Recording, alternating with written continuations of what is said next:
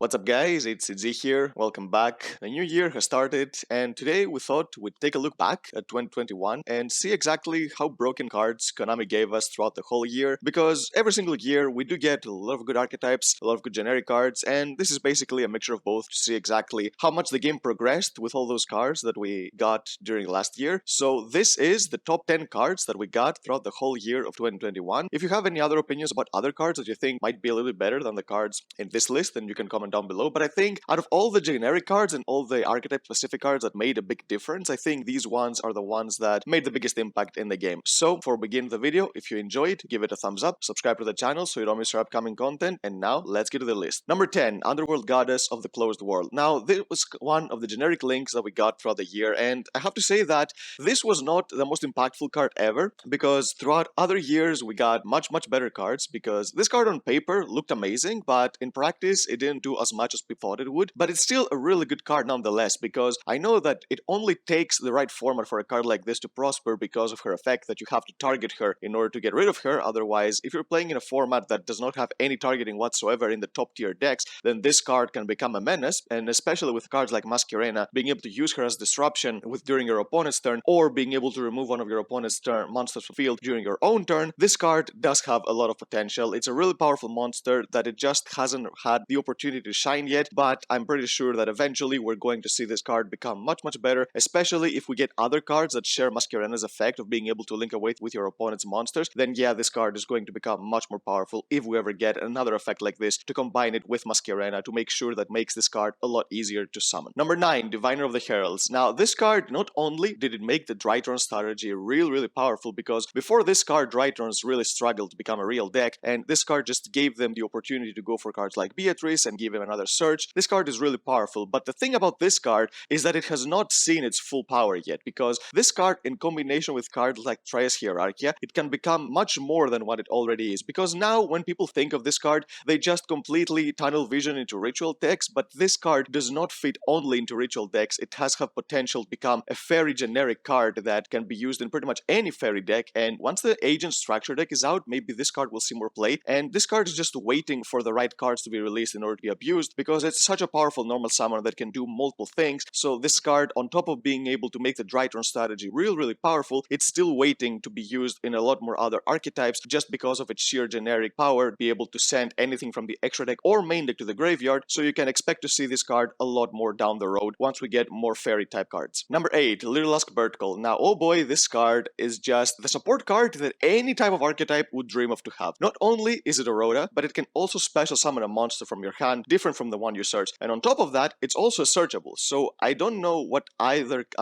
kind of card any archetype would like to have. This is just perfect support card for a deck, and it shows because the deck became tier 1 just like that with that support. Of course TriBrigades played a big part in that, but I'm pretty sure that even if TriBrigades never existed, pure Lyrlask would still be a really good deck after the support, and before they got it, they were just a deck that nobody knew. They were being played again because of TriBrigade. As a pure strategy, this deck never did anything, but this kind of support just gave the deck so much more to work with that it was able to become a really good strategy, to the point of people thinking it's an unfair strategy right now when combined with TriBrigades, and that they believe that it's the best deck of the format along with Sword Soul, and with good reason, because these cards are really good, and the deck already had really good cards before. It's just that it didn't have a really good way to facilitate them, but now just has all the tools it needs in order to be a really good strategy. And this is one of those cards that when you read, you are like, what the hell was Konami thinking when they made that kind of effect, because it's just so broken. It's searchable, it gives you a search, it gives you a special summon, and the special summon effect is very important in Little Ask, because you do get a lot of other effects when you special summon your monsters, like with Cobalt Sparrow and your Celestine Wagtail. So this effect fits perfectly into this deck, and it's one of the most broken support cards that we've ever seen for an archetype that it belongs to the main deck. Number 7, Small World. Now this card is very tricky, this card is very weird. I know a lot of people have made this card pretty much a mini game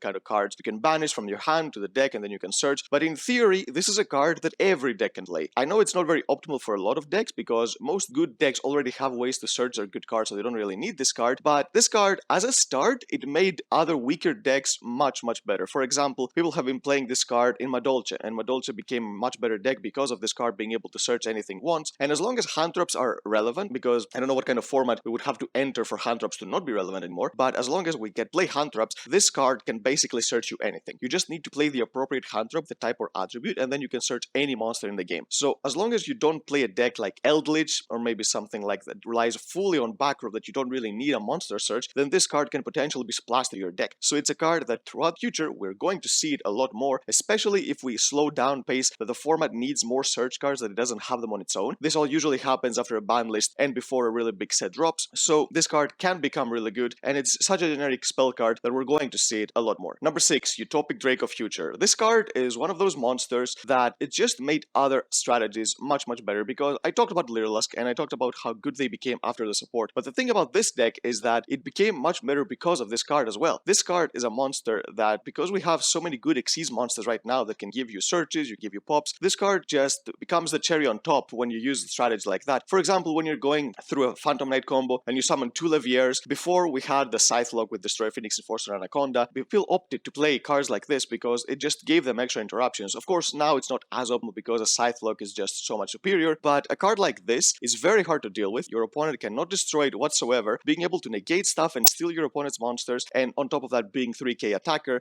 yeah, this card has pretty much everything you need as a boss monster, and it's very easy to summon as well, especially in decks like this. I know it's not the most generic monster because Xyz are not as generic as they used to, but still this card is really powerful and you can incorporate it in a lot of other strategies that are not seeing play right now. But if we get other Xyz decks or maybe support for already existing Xyz decks, then this card is definitely going to see more play, and you're going to see the price even more skyrocket, because it did skyrocket because of Lyrlusk, but this card is not going down for the price anytime soon. Even if the Lyrlusk TriBrigade strategy gets hit in the ban list, this card is just so good that if we get more slower format, then this card can become the end-all be-all boss monster that people are going to struggle. Pretty much this and besides Dragoon, and you can count Enforcer there, but Enforcer, we'll talk about that later. Now, moving on to the top 5. First of all, for the number 5, we have Crossout Designator. And now, if this card had lived up to the hype that we were giving it when it was about to be released, then it could potentially be number 1. Now, the problem is that this card was just not as good as the OCG had led us to believe, and the difference was that they have 3 Maxi in the OCG, so obviously a card that can stop Maxi is going to be much better, and we just got baited on thinking that this card was so powerful here. And don't get me wrong, this card is still good, but we were opted to play it as a side deck tech for combo decks to stop cards like Nibiru and Dark Ruler No More and stuff like that. It was not the main deck worthy godlike Call by the Grave 2.0 that we thought it was going to be, and there's a good reason for that, because it just makes your deck weird in the deck building department, since you have to play like 2 of hand traps in order to be able to cover everything,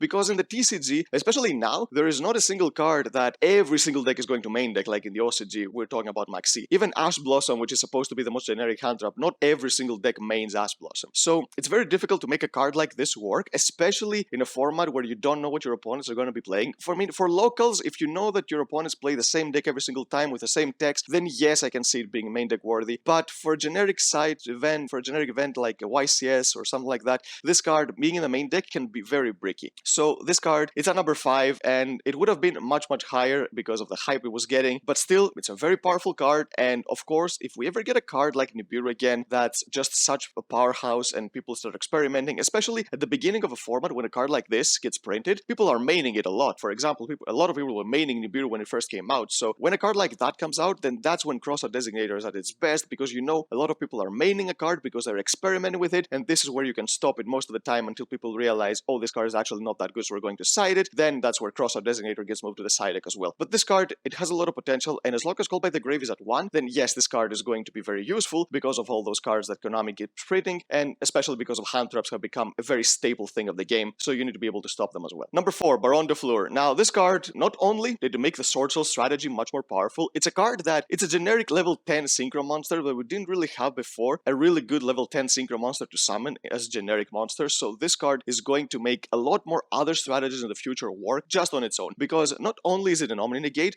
it has parts that feel a lot similar to Dragoon, so you can destroy a monster during your own turn. This is something that can help you push, so it's a really good card to summon even going second, because not only does it have a negate, but it also has a pop, and not only that, because when you use the negate, it doesn't have it again because it's only once while this card is face up on the field, but then you can tag this card out to special summon another monster from your graveyard so you can continue with your strategy. So this card basically has everything you could ask for a boss monster. It has disruption, it has pressure power, and it has recovery. So yeah, this card just makes any kind of strategy that can summon it so much better, and I think this card is the reason Sword Soul is such a good deck, because Sword Soul is already a good strategy, but the problem is the monsters it summons are not as oppressive as the monsters, for example, like Little TriBrigade summon. This card makes the deck so much better on its own just because of how powerful and how generic it is. The deck has no trouble whatsoever summoning this card. It's really powerful, and I guarantee you that you're going to see more and more strategies use this when the synchro mechanic just becomes more generic, because we're going to see other synchro decks in the future 100%. So if they can summon level 10 monsters, then you can definitely expect this card to be in their extra deck because of how powerful it is. Now moving on to the top 3. First of all, at number 3 we have TriBrigade Bear Broom. Now this card single-handedly makes the TriBrigade strategy work, because before this card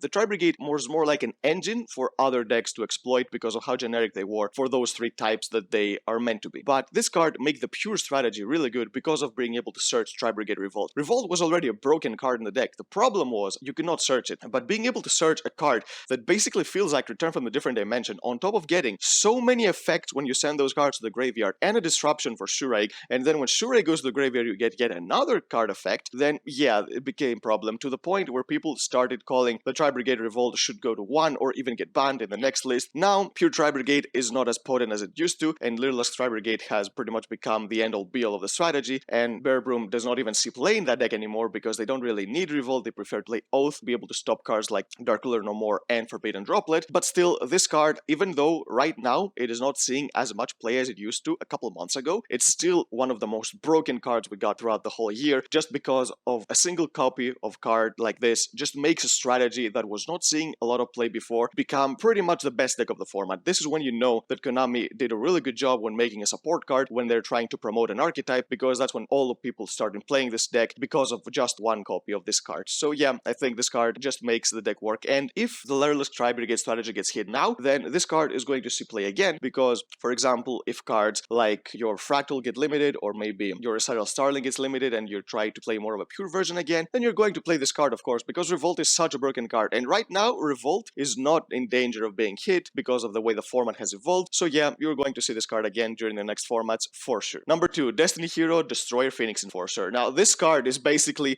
exactly what we thought Dragoon was going to be, what was actually not. So we thought that Dragoon was going to be a card that was going to ruin the format, it was going to be in every single deck without any question, and it didn't happen. But with this card, it's a much different story. And the reason for that is not because of the sheer power of the monster you summon. In theory, Dragoon is a much better card than Destroyer Phoenix Enforcer. You can tell that just by reading those 2 cards simultaneously. Of course, Dragoon is much more powerful. Now the problem is that everything else you need to main deck for Dragoon is much worse compared to what you need to main deck for Destroy Phoenix Enforcer, because the fusion spell for Destroy Phoenix Enforcer is much more generic and much less restrictive than Red Eyes Fusion, because Fusion Destiny, even if you hard droid, you can just slap it during the end of your combo. Even if you get stopped or you do your combo freely, you don't need to worry about not being able to do anything else for the entire turn, because that's what Red Eyes Fusion does. It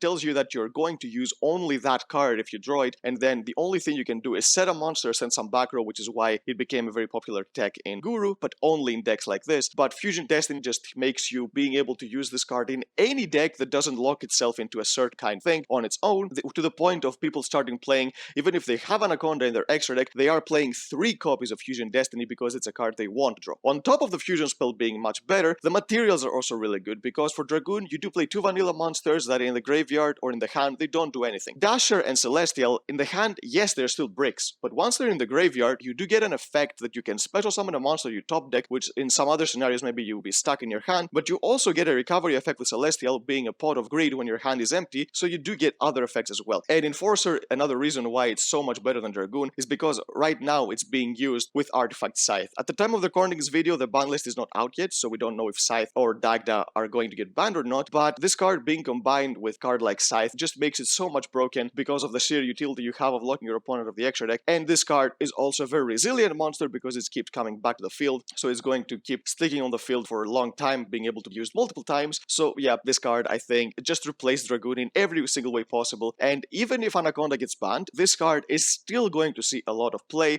in a lot of decks. I just think that more weaker decks will opt to play it, because then you won't have a way to see Destiny Fusion every single game because you won't have Anaconda, but still being able to play 3 copies of Fusion Destiny and the 2 materials means that you have a 60% chance of drawing a good card and a 40% chance of drawing a bad card, which still is going to be a ratio that a lot of especially weaker decks are going to choose to play, because it will allow them to clutch a couple more games. And now for the number 1 spot, we have, of course, Pot of Prosperity. Now, this card, I think we're being evolving throughout the Pot of Greed era, because we start with Desires, we went to Extravagance, and now we got this. And I think that it's safe to assume this card is much better than both of its predecessors, because not only does it help you pretty much choose the card you want out of 6 cards, so it's a better pot of duality. But the thing is that when you're playing cards like Desires, a lot of people were arguing how bad it would be if you banished all those good cards that you have in your deck. Even if you were playing a deck only with Reofs, sometimes it would still kill you because you just banished 3 copies of a certain card, which was very unlikely, but still it did happen sometimes. And the same with Extravagances, that it was only being played in decks like Altergeist, where they didn't really need a diverse extra deck, and they were just playing 3 copies of like the 5 most important extra deck monsters for the deck,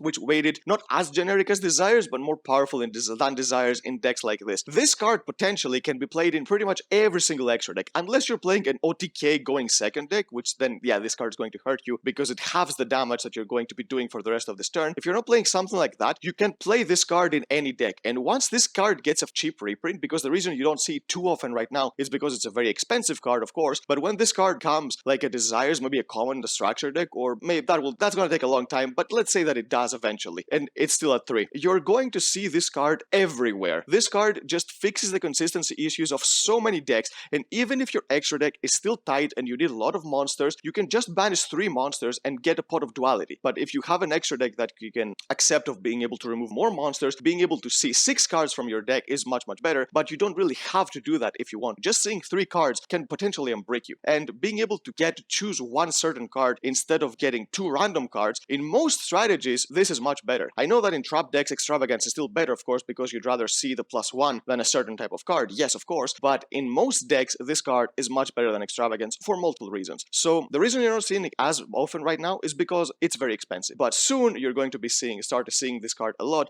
and because pod cards are one of those cards that just don't get hit in the TCG. And if this card stays at 3, you're going to see it a lot, which is the difference with cards like Destroy Phoenix Enforcer or Bear Broom. These cards can very easily just leave the format with a ban list. They can hit TriBrigades to the point of being unplayable, they can hit Anaconda and Fusion Destiny to the point of not being able to use these cards unless you're playing heroes, but a card like Pot of Prosperity, I doubt it's ever gonna get hit unless things get completely out of control and every single deck starts playing it. So yeah, I think we're going to be seeing this card for a long time down the road, and when it gets cheaper, we're going to see it a lot more often in a lot more decks as well. So yep, that's the list, guys. I think that overall, we did get really good cards, a mixture of both generic cards and really good archetype support cards to be able to create a new format for every single time this time ban list or a set comes out. And all those cards throughout 2021, most of them, they're going to be used for a long time. And this is what is good about all those cards. You're going to be seeing them a lot. Not any of those cards I mentioned in this list have completely become dead throughout a ban list or power creep. All of these cards are still relevant, and they're going to be relevant for a much longer time, unless the next ban list just butchers everything like they did back with the Eternal format. But for that, we'll have to wait and see. Until then, we're going to be using all those cards, and I can't wait to see exactly what kind of cards Konami comes up with for the year of 2022. So yep, that's the video, guys. If you enjoyed it, give it a thumbs up, subscribe to the channel so you don't miss our upcoming content, and we'll see you next time.